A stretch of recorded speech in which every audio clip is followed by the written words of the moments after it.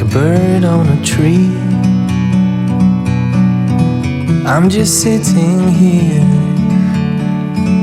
I got time. Jadi sekarang saya sudah berada di lantai keempat ya, dimana tempat atau dibilang dengan rumah monyet. Jadi saya di sini saya akan memberikan penjelasan atau memberikan pengetahuan kepada teman-teman semua untuk melakukan pengamanan gedung walet dari burung hantu.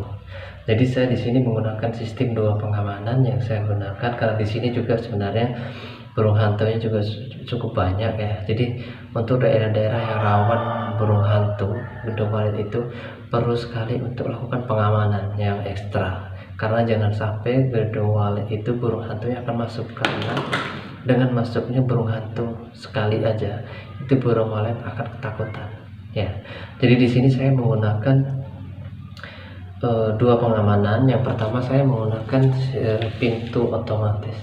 Jadi pintu otomatis ini akan membuka jam 6 pagi bersamaan dengan suara waletnya yang akan hidup. Kemudian dia akan menutup kembali di malam jam 7 malam ya. Baik, kita akan lihat bagaimana pintu otomatisnya ya.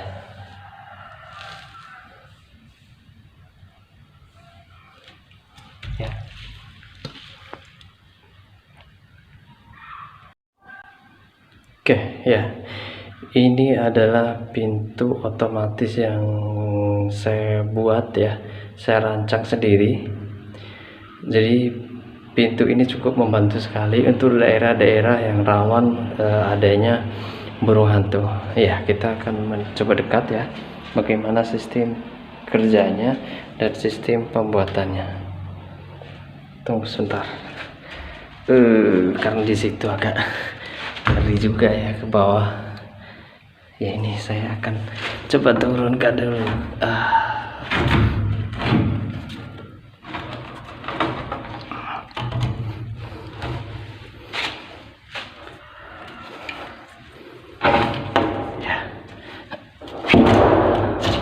Nah, ini fungsinya untuk kita melakukan pengontrolan pintu ya. Nah, cukup aman ya. Bismillahirrahmanirrahim. Ya, ini cukup tinggi nih di lantai 4 ya. Ya, ini dia. Jadi pintu otomatis ini digerakkan dengan menggunakan matrik ya. Bisa digunakan matrik parabola bisa ini ya. Ini ya, kalau yang dekat nih.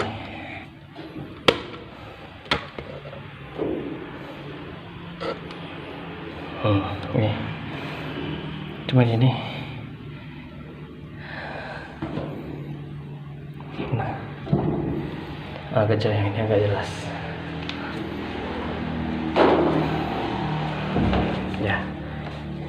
ya. Ini mungkin teman-teman tahu ini ya, matrik parabola. Nah, kalau di sini mereknya ini nih. Nah, ini mereknya ya. Jadi ini bisa digerakkan menggunakan tenaga aki bisa, ataupun listrik bisa, listrik PLN juga bisa. Jadi dengan menggunakan pintu otomatis ini, pintu kita mau sebesar apapun asalkan terjangkau dengan panjangnya, ini bisa kita gunakan. Nah, di sini ini pintunya. Di sini sengaja saya buat pintunya agak kecil ya di sini karena ini bukan pintu utama. Pintu utama saya ada di sini. Ya, ini.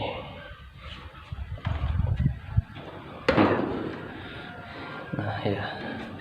Jadi di sini pintu otomatis ini digerakkan dengan menggunakan rel nih. Jadi rel. Jadi ya, ini saya buat sendiri pintu ini. Kita menggunakan T ya. T nya satu berapa? 1 2 3 6 dengan menggunakan 8T. Tiap ujung-ujung ini T. Coba kita perhatikan. Nah, ini adalah T. Ini menggunakan paralon ya. Jadi ini menggunakan paralon 2 in, 1 in, dan ini paling kecil berapa ini, setengah in ya. Bagian relnya menggunakan paralon setengah in, kemudian bagian yang besarnya menggunakan paralon 1 in.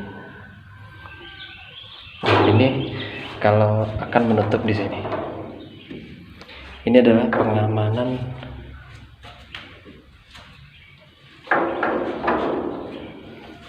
ya.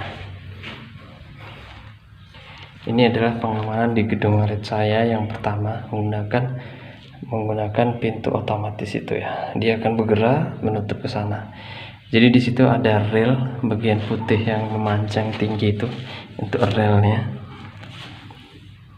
Ya, kalau ini ya relnya. Ya.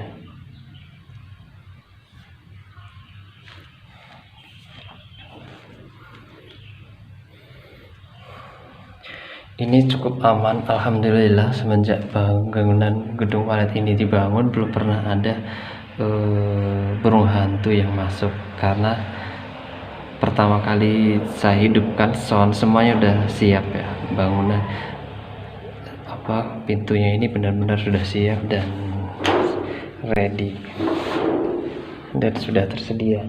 Dan yang terpenting lagi di sini juga perlu dilakukan pengontrolan, karena ada kalanya namanya alat elektronik itu ada macetnya.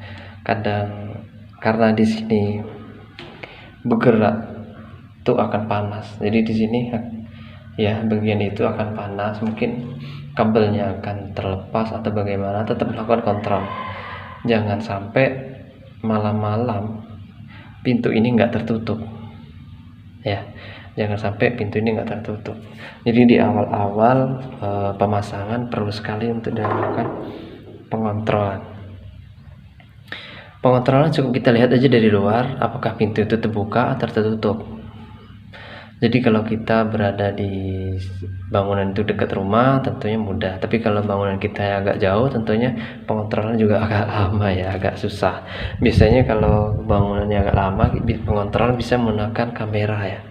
Sudah banyak kamera-kamera yang menggunakan data ya, jadi bisa diakses dari rumah bisa. Cuma di bangunan saya ini belum, karena bangunan ini memang jauh dari rumah, tapi di sini masih banyak masyarakat dan keluarga juga dekat-dekat sini. Ya, ini adalah pintunya. Kemudian pengamanan yang kedua yang saya gunakan, sistemnya ini agak manual ya, manual. Nah ini dia, ini adalah keramik warna hitam. Nah di sini ya, kalau dari luar adalah sekali, ini adalah keramik ya, keramik ini ukuran 40 ya, 40. Jadi ini pintu saya ini 80 ya, jadi dua keramik ukuran lebarnya 80 cm. Nah, jadi ini dibuat keramik di sini, dibuat miring. Nah ini dibuat miring nih, jadi kemiringannya kurang lebih berapa derajat ini, mungkin ada 45 derajat ya. Pokoknya bisa diperkirakan teman-teman semua, kira-kira kalau burung hantu itu menghinggap, jadi nanti kalau burung hantu akan hinggap di sini, ini adalah burung hantu itu akan tergelincir.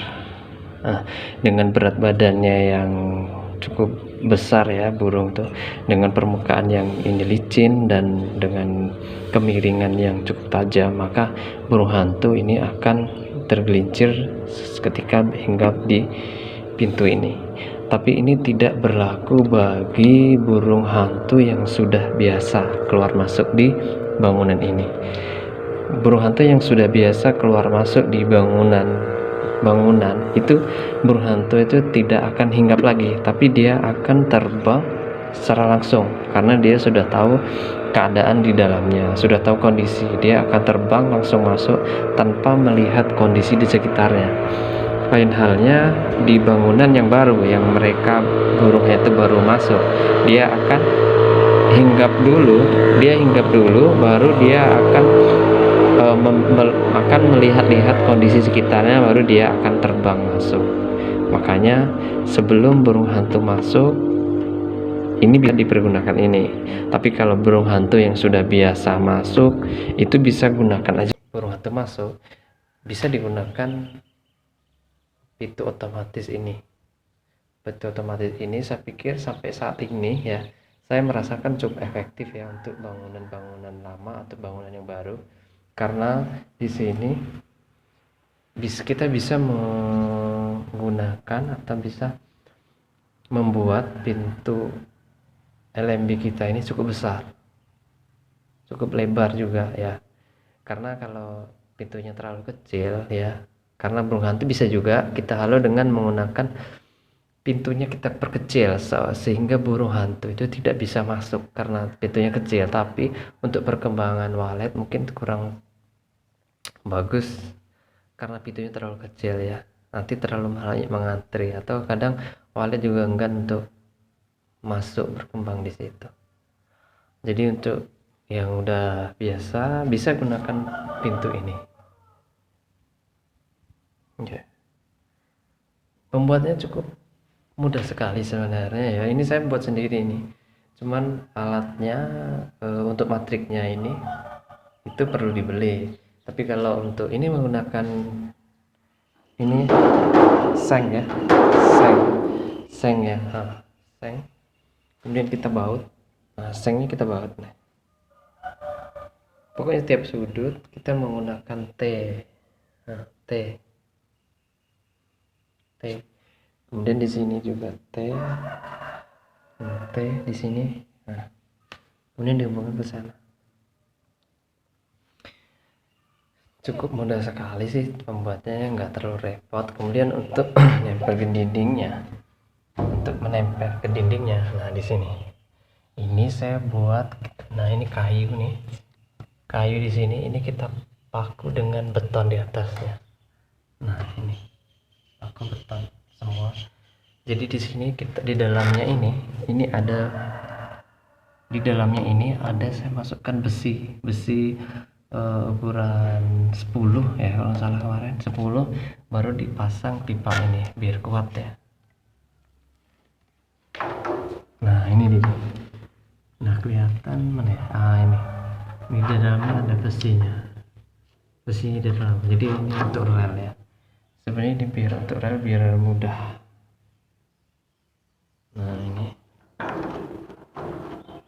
untuk relnya aja. Ini cukup simpel sih pembuatannya. Jadi ini langsung paralel ya, langsung paralel di sini, langsung coba bawa ke sana. 2 pintu. Kita mau 2 pintu, 3 pintu tetap aja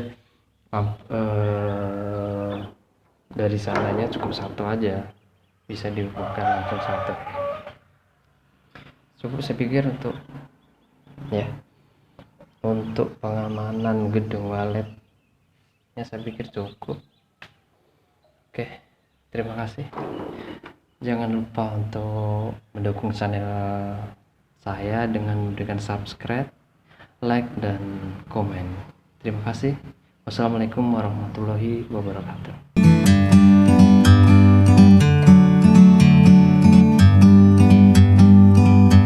Like a bird on a tree, I'm just sitting here. I got time, it's clear to see. From up here, the world seems